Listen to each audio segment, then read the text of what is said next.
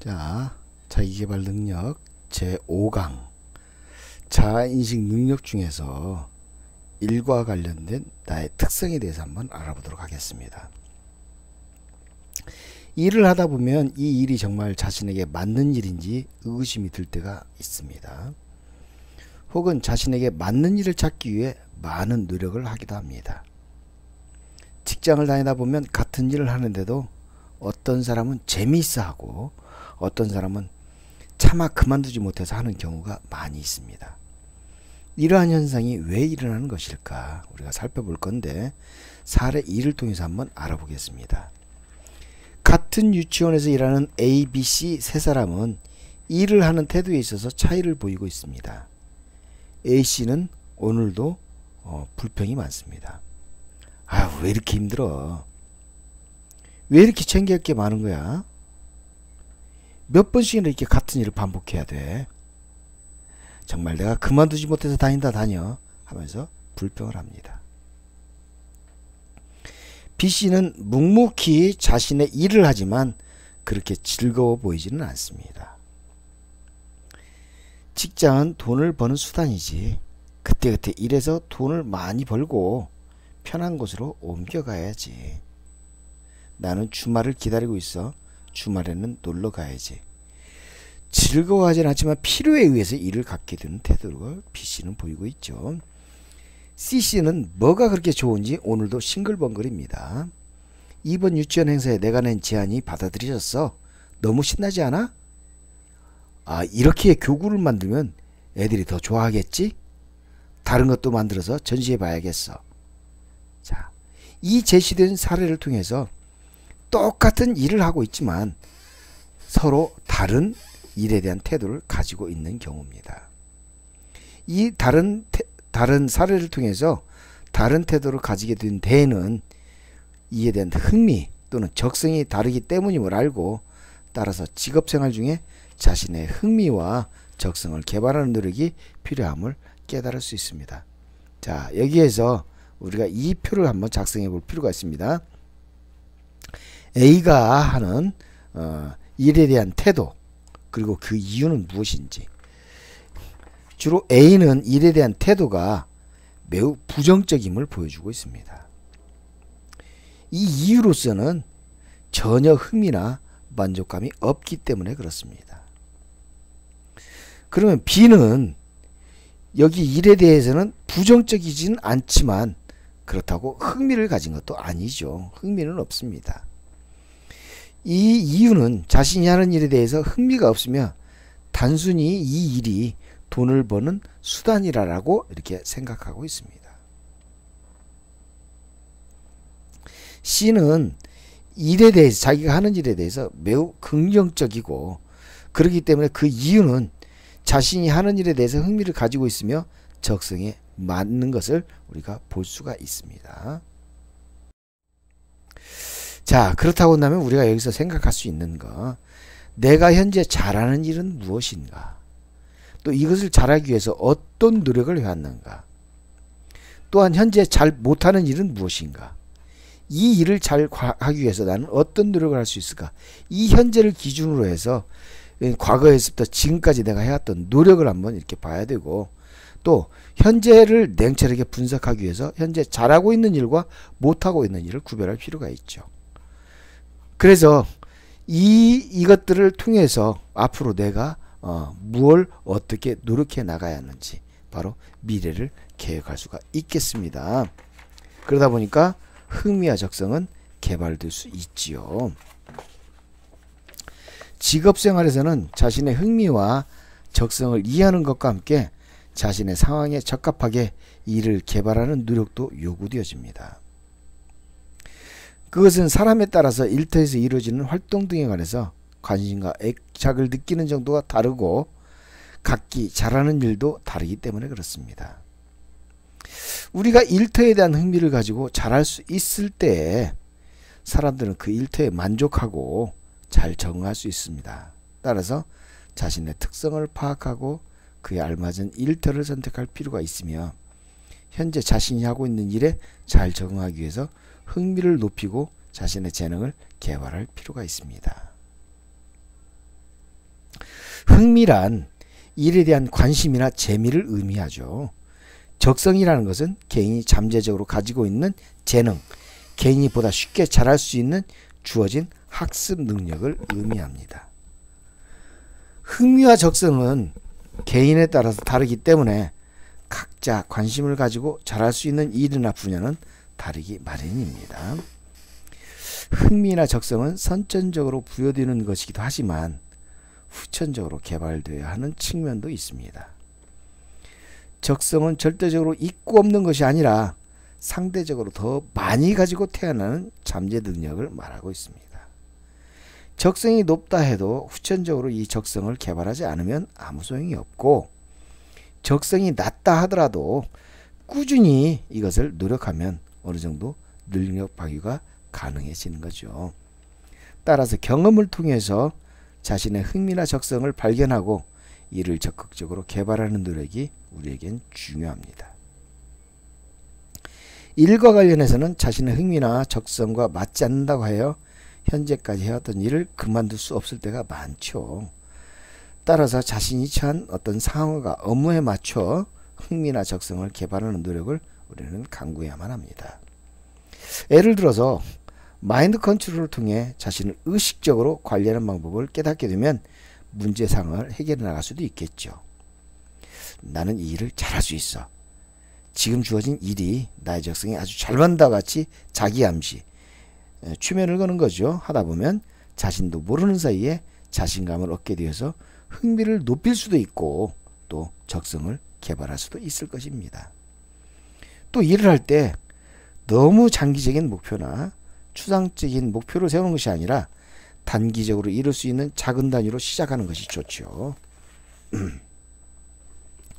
작은 성공의 경험들이 축적되어서 조금씩 일의 성취감을 느끼게 되면 다음에 해야 할 일도 또 흥미를 갖게 되어서 더 잘할 수 있게 되는 겁니다. 물론 흥미나 적성 검사를 통해 자신에게 적합한 일을 찾는데 도움을 줄 수는 있지만 이것이 반드시 일터에서 성공을 의미하는 것은 아니라는 겁니다. 실제로는 일터에서의 조직 문화, 조직 풍토를 잘 이해할 수 있어야만이 자신에 대해 잘 적응할 수 있고 일에 대한 흥미를 높이고 적성을 개발할 수 있는 것입니다. 자, 그러면 우리가 어떤 실수를 저지르게 될 때 다음에는 이렇게 하지 말아야지 생각하고서는 매번 같은 실수를 우리는 반복하곤 합니다. 이것은 어떤 문제가 발생했을 때 깊이 있는 성찰 없이 지나치기 때문에 그렇습니다. 성찰이라는 것은 어느 날 갑자기 되는 것이 아니라 지속적인 연습에 의해 몸에 익히게 되는 것을 말합니다. 숙련되어지는 것이죠. 숙련의 형성은 일을 배우는 과정입니다. 그래서 일이라는 것은 숙련도를 달성해 나가는 과정이 되는 거죠. 그 과정은 반드시 먼저 그 일에 숙련된 사람들의 가르침이 개입되는데 자기 자신이 주체가 되어서 스스로 알아가야 하는 힘겨운 과정을 거쳐야만이 이게 가능해지는 겁니다. 따라서 계속된 성찰, 그리고 수많은 실패를 통한 반복적인 연습, 그리고 시행착오가 필요한 것이 되는 겁니다. 이게 반성의 의미가 되는데 우리가 사례 3번을 통해서 성찰의 힘에 대해서 한번 확인해 보겠습니다. 어떤 직장에 2명의 신입사원이 있었어요. 두 사람 다 아직까지 회사에 들어온 지 얼마 되지 않아서 일이 서툴러서 실수를 하기 일쑤입니다. 오늘도 회사의 업무 지침대로 일을 해야 하는데 자신의 생각하는 방식대로 하다가 실수를 저질렀어요. 한 신입사원은 사람이 실수할 수도 있지. 오늘은 과장한테 혼나고 재수도 없네. 술이나 마셔야겠어. 하고는 친구들을 만나 회사일이 어렵다는 둥, 상사가 어떻다는 둥 풀렴을 늘어놓으면서 술을 마셨고, 다른 신입사원은 도대체 내가 왜 혼이 난 거지? 이 일을 다른 사람들은 어떻게 일을 했을까?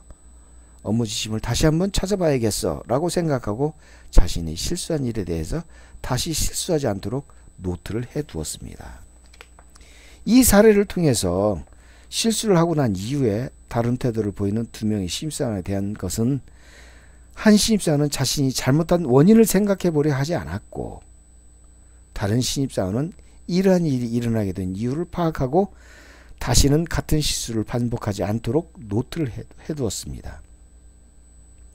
이 사례를 통해서 직업생활에서, 직장생활에서 일어나는 많은 문제 상황들에서 반성적으로 되돌아보는 것이 중요하고, 어떠한 방법을 통해 보다 체계적으로 성찰을 할 수 있는지 우리는 알 수 있게 되는 겁니다. 자, 이 사례를 통해서 우리가 정리해 볼 필요가 있는 것들이, 최근에 있었던 일 중에 문제가 되거나 어려웠던 점 무엇입니까?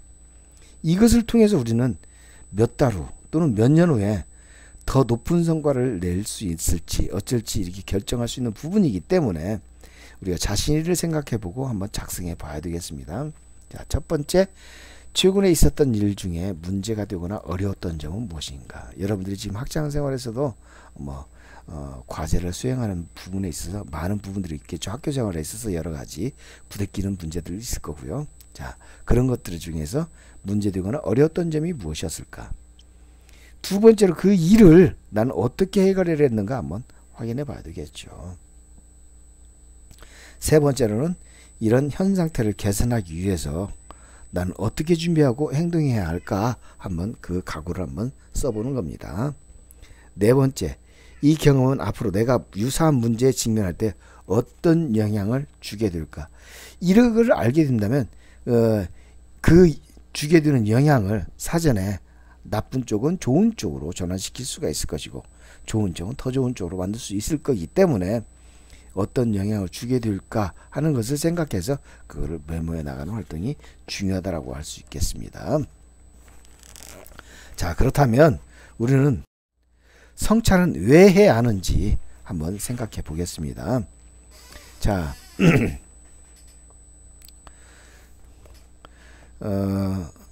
이 성찰이라는 것은 한두 번 해가지고 끝나는 것이 아니고 지속적인 연습의 과정이기 되기 때문에 이러한 연습이 이루어질 수 있는 방법, 이것들을 우리가 알아야 될 필요가 있는데, 성찰이 왜 해야 되는가, 그 이유부터 한번 생각해 보겠습니다.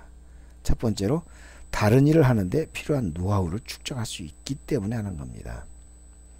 어떤 일을 마친 후에 자신이 잘한 일은 무엇이고 개선할 점을 무엇인지 깊이 생각해 보는 것은 앞으로 다른 일을 해결해 나가는 노하우를 축적할 수 있게 해주기 때문에, 내가 꼭 이 일만 맡는 것이 아니라 또 다른 일을 맡을 수 있고 매번 나에게 새로운 일이 닥칠 수 있기 때문에 그때마다 필요한 노하우를 축적해 나갈 수 있는 겁니다.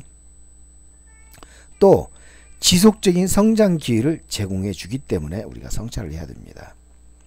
성찰이라는 것이 현재 부족한 부분을 파악해서 보완할 수 있는 기회를 제공하고, 그리고 미래의 목표에 따라서 실수를 미연에 방지하면서 우리를 노력하게 만들어 주기 때문에 그렇습니다. 이런 점에서 지속적인 성찰을 통해서 이 지속적인 성찰이 지속적인 성장의 기회를 만들어 준다는 것을 알 수 있습니다. 그 다음에 성찰은 신뢰감 형성의 원천을 제공하고 있습니다. 성찰하게 되면 현재 저지른 실수에 대해서 원인을 파악하고 이를 수정할 수 있게 하므로 다시는 같은 실수를 반복하지 않게 만듭니다. 따라서 이런 실수를 반복하지 않음으로 인해서 다른 사람에게 신뢰감을 줄 수가 있는 것이죠. 그리고 성찰은 창의적인 사고 능력 개발의 기회를 제공해 주기 때문에 성찰을 해야만 합니다. 창의적인 사람은 따로 존재하지 않습니다. 창의력은 지속적인 반성과 사고를 통해서 신장될 수가 있어요. 새로운 것을 만들기 위해서는 생각을 해야 하며, 진정으로 창의적인 사람은 생각하기를 그치지 않는 사람입니다. 그래서 성찰을 지속하다 보면 어느 순간 무릎을 탁 칠 만한 어떤 창의적인 생각이 나오게 될 수 있는 거죠. 자, 그래서 다른 일을 하는데 필요한 노하우 축적과 지속적인 성장 기회를 제공하고 신뢰감 형성의 원천을 제공하며 창의적인 사고 능력 개발 기회를 제공하기 때문에 우리는 성찰을 해야만 하는 겁니다. 그런데 그 성찰은 지속적인 연습의 과정이라는 것을 우리가 알아야 돼요. 성찰은 지속적인 연습을 통해서 보다 잘할 수 있게 되는데, 또한 연습이 이루어져서 습관화가 되면 중요한 일이 발생했을 때 기존의 성찰을 통해 축적한 노하우를 발휘할 수가 있게 되는 겁니다. 그러면 성찰을 연습하는 방법을 우리가 생각해 봐야 되는데, 첫 번째로 성찰 노트를 작성해 보는 거예요. 매일 자신이 오늘 했던 일 중에 잘했던 일과 잘못했던 일을 생각해 보고, 이에 대한 이유와 앞으로의 개선점을 아무 형식 없이 어떤 형식에 구애받지 않고 적어보는 거죠. 가끔은 광고지나 신문지에, 어떨 때는 수첩에 생각이 나는 대로 적어두자.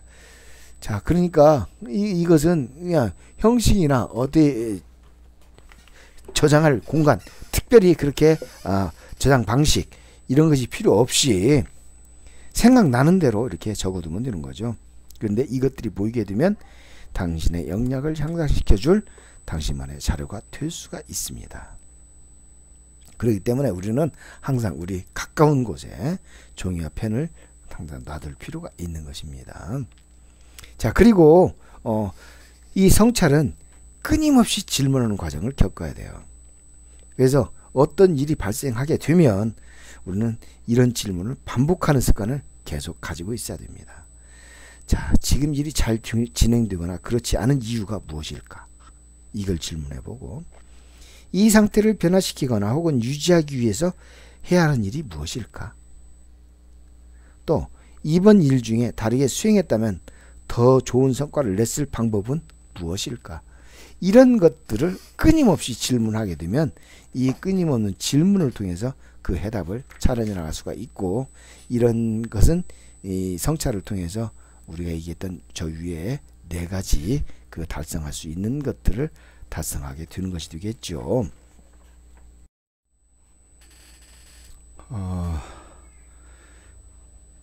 존 러벅이라는 사람의 The Pleasure of Life, 그리고 The Use of Life.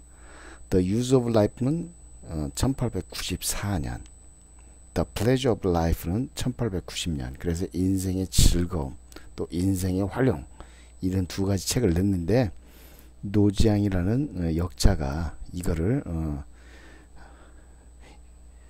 번역을 해가지고 인생에 관한 17일간의 성찰이라는 제목으로 책을 펴냈습니다. 여기에서 존 러벅이라는 사람은 영국 귀족 계층에서 제일 마지막이라고 할 수 있는 귀족의 마지막인 남작이죠. 남작의 직위를 가지고 있는 사람으로서 아주 굉장한 삶을 살았던 사람이에요.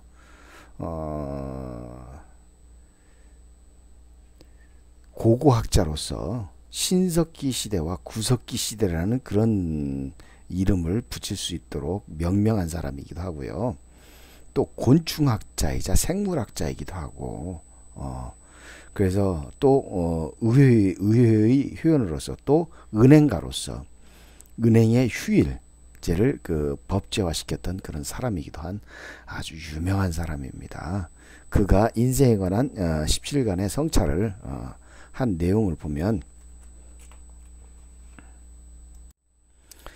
첫째 날 가장 중요한 질문으로서 내 마음은 대개 왕국이로다. 나는 찾았네. 그 안에 있는 행복들을 해서 가장 중요한 질문부터 시작해서 자기 자신에 대한 성찰을 시작합니다.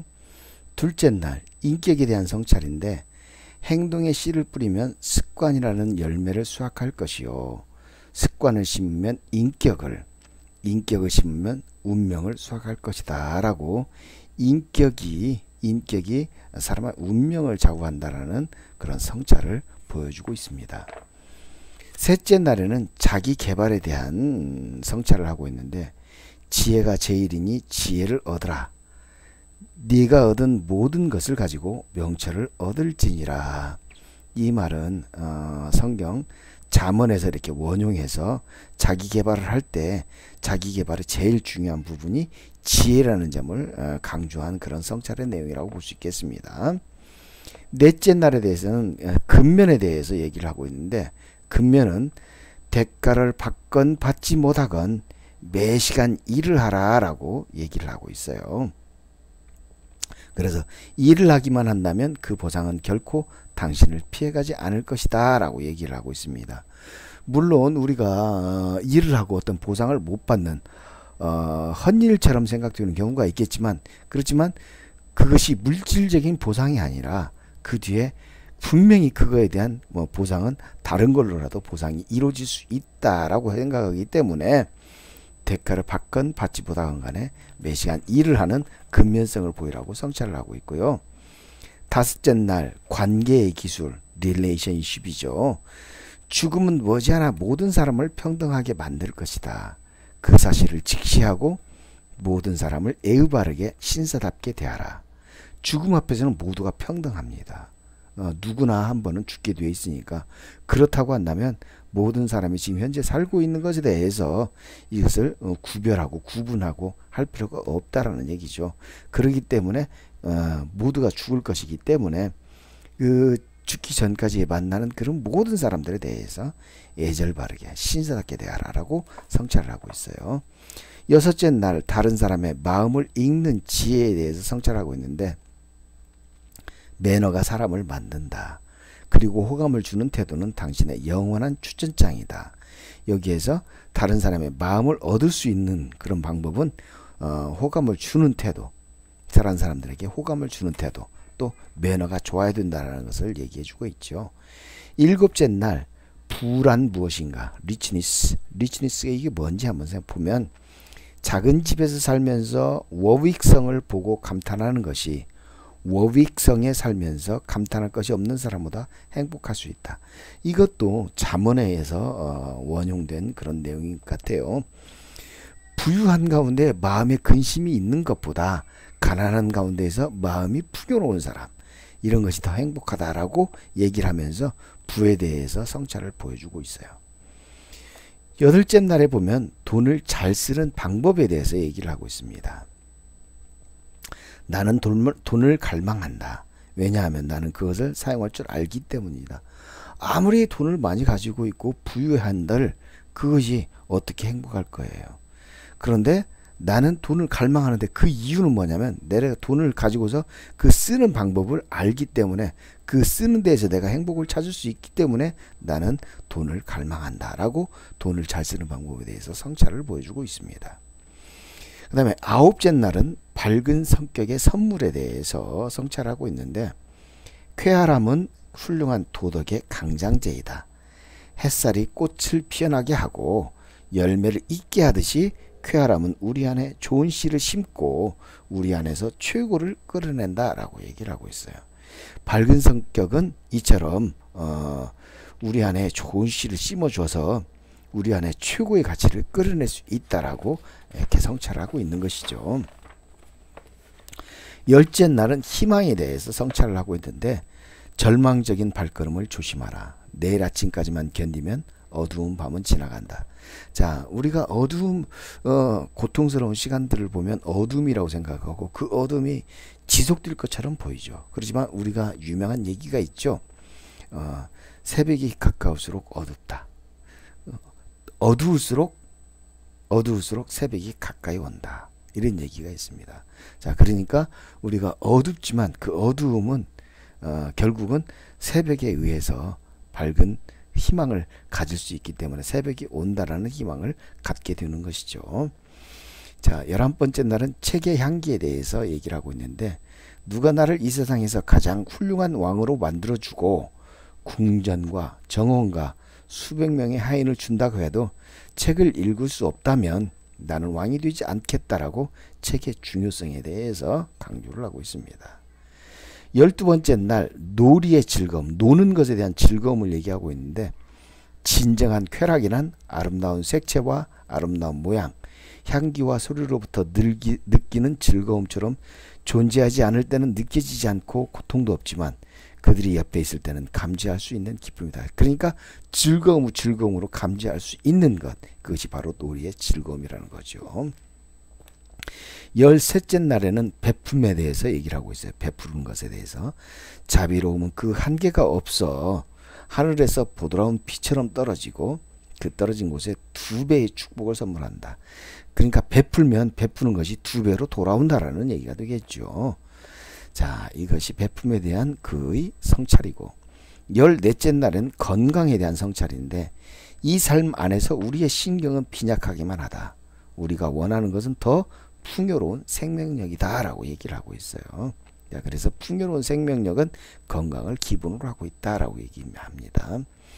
15째 날은 야망의 두 얼굴에 대해서 얘기를 하는데, 용기를 내어 부딪히지 않는 사람은 얻지도 잃지도 못하나니 라고 성찰하는데, 우리가 뭔가를 얻기 위해서는 분명히 용기를 가지고 도전해야 된다는 얘기예요. 16째 날 인생의 어려움에 대해서 얘기를 하고 있는데, 먼저 자신의 행복부터 만들어라. 세상의 행복은 개개인의 행복에서 나오기 때문이다. 내가 행복해야지 세상이 행복해지는 겁니다. 세상은 행복한데 나는 불행하다라고 한다면 결국 나를 둘러싼 모든 것들은 다 불행한 존재가 되는 것이죠. 17째 날 신앙에 대해서 설명하는데, 새 계명을 너희에게 주노니 서로 사랑하라. 내가 너희를 사랑한 것 같이 너희도 서로 사랑하라. 바로 예수님께서 우리가 이 세상에서 제일 큰 계명이 뭐냐고 물었을 때 바로 이렇게 말씀해 주고 있는 성경 말씀을 인용해서 신앙에 관해서 신앙의 가장 기본은 사랑이라는 것을 얘기를 하고 있습니다. 그래서 서로 사랑하는 마음을 가져라라고 그는 성찰을 보여주고 있는 것입니다. 자, 이처럼 인생에 관한 17일간의 성찰은 우리 도서관에 노지학력 21세기 북스에서 펴낸 이 책이 우리 도서관에 있습니다. 있으니까 이 책을 보고 싶은 사람들은 이 책을 봄으로써 우리가 우리 인생에 대한 성찰에 대해서 한번 생각해 볼 수 있는 그런 시간을 가져볼 수 있도록 했으면 좋겠습니다. 자, 이렇게 해서 제 5강에 대해서 끝나도록 하고 다음 시간에 제 6강으로 넘어가도록 하겠습니다. 고맙습니다.